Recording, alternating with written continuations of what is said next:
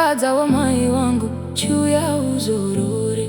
Handina kana chipande ndakachena kutingwe kana painyanoti pwe umbo ndabuditse itawo moyo wangu Uzoroore. Fadza wamai wangu juu ya Uzoroore.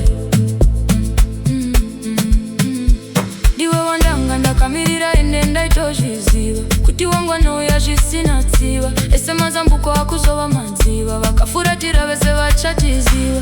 Ndakamirira nguva ndina kuputa ndakamira kupiwa pasi zvapo pezuva pana asingakodzere kudiwa. Asi Mwari anoziva zvakawanda zvandakasiya. Itawo moyo wangu Uzoroore. Fadza wamai vangu juu ya Uzoroore. Handina kana chipande ndakachena kutingwe kana painyanoti pwe umbo ndabuditse itawo moyo wangu Uzoroore. Fadza wamai vangu juu ya Uzoroore.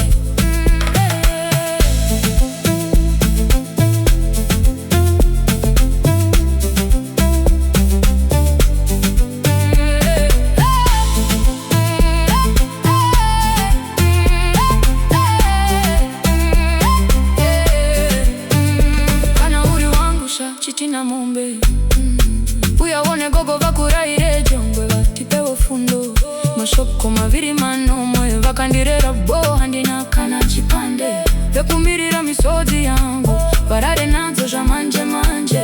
Vabereki vangu ndivafadze kana vakundigovatsvairira chivanze pavandopinda pese neni vazoganze chinzwaka. Itawo moyo wangu Uzoroore. Fadza wamai vangu juu ya Uzoroore. Handina kana chipande ndakachena kutingwe kana paine